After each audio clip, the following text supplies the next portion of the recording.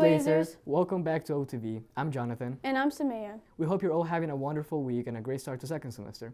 Starting off, Overland Speech and Debate competed at Patriot Games at George Washington High School this past weekend. Junior Anis Elgamadi placed 4th in Lincoln Douglas debate. We'd also like to congratulate the winners of the scholastic competition. These awards recognize students' achievements through visual arts through 28 categories, including painting, photography, and digital art. I should call them to congratulate them. Wait, you can't do that. Why not? Haven't you heard about the new cell phone policy? What is it? Overland is carrying out a new cell phone policy this semester. We did some investigating to get more information. Let's take a look. A big shift is coming to Overland. Starting quarter 4, a new cell phone policy will be implemented. We interviewed Assistant Principal Ms. Webering, who oversees the policy.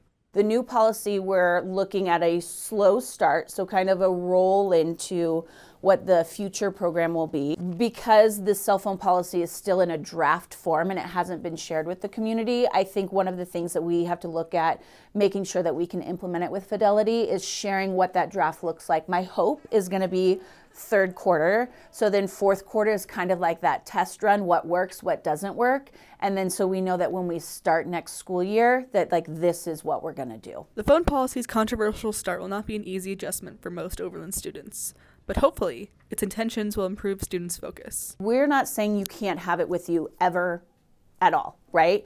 What we're saying is that it needs to be either on that silent or it needs to be off, and it would be either in your backpack. Some teachers do like to have it in that caddy or a cell phone. Students recognize that their devices were a distraction in the classroom, so there were a lot of the students that were asking for clarity or confirmation of like what would a policy look like. It is a policy that supports students, so we want student voice to be in there as much as possible. So hearing from the students that they're asking for something is kind of that groundwork for what we're going to do moving forward. Overall, the phone policy will be more lax than most, but will still cause a major change in our community. We're interested in seeing how it will affect Overland in years to come. This is Allison signing off. Wow, thank you for informing me. That reminds me. What? Why didn't the skeleton own a cell phone? I don't know. Because he had nobody to talk to. Oh, how sad. On to a more cheerful topic.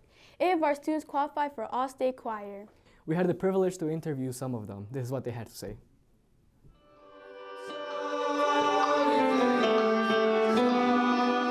We valued the performing arts and fostering our students' talents. Our very own choir students worked hard and were accepted into the all-state choir. OTV was lucky enough to talk to 2 of those students and find out what it meant for them to qualify.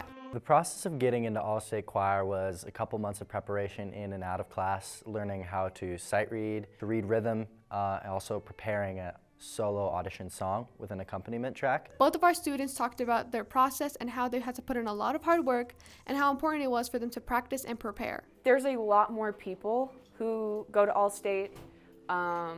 Everyone knows their music when you get there, and you have to be memorized. It's hours for about 2 days of practice, so it's a lot more intensive and everyone knows what they're doing.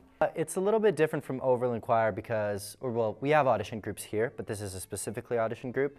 There's like a threshold I think you have to meet in terms of like the grade for your audition. This was such a wonderful experience and opportunity for the choir students. Well, I went to All-State last year and it was super fun, so I'm excited to go again, and honestly it's a big honor. I'm just happy that I get to go with the people that are going this year. An opportunity this gives me is the opportunity to get better at singing, especially. It's going to be a fun time and it'll be a cool opportunity. It is amazing to see how music has impacted these students' lives and how much singing means to them inside and outside of school. I'm very grateful, especially to the Colorado All-State Choir, but also to my classmates and my teachers who helped me achieve this. If it weren't for them, it wouldn't have been possible. Specifically Mr. Draza, I want to give a big thank you to him. Choir has been a big part of my life, and I can't really imagine myself without it. This is Sada signing off. It looks like the choir's hard work is paying off. We are excited to see how far All-State takes them. I can't wait to see what future choir students will do with this opportunity. On the topic of important school activities, winter sports are coming to an end. Our team has put in a lot of effort this season, so our team took some time to recap it. What's good, Blazers? It's me, DK, with the Overland Sports Recap.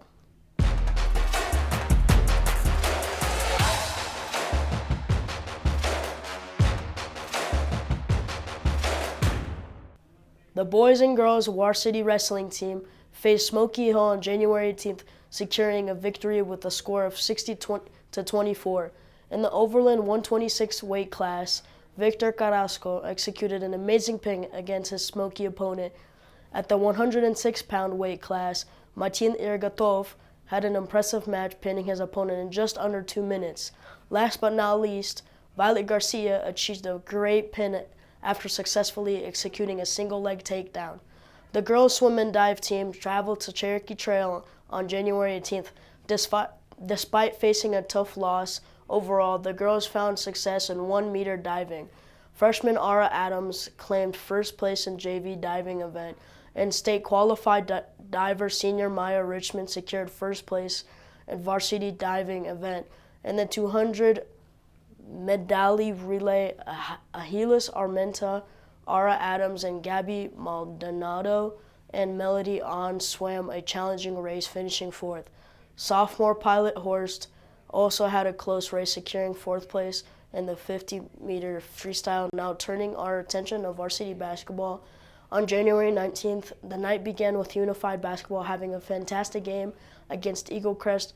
Unfortunately, the success did not continue, with both girls and boys experiencing tough and very close losses to Eagle Crest, with the boys losing 62-63 and the girls losing 41-44. Well, that's all for this week's recap. Now back to the desk. That's all we have for you this week. Thank you for watching. Bye, Blazers!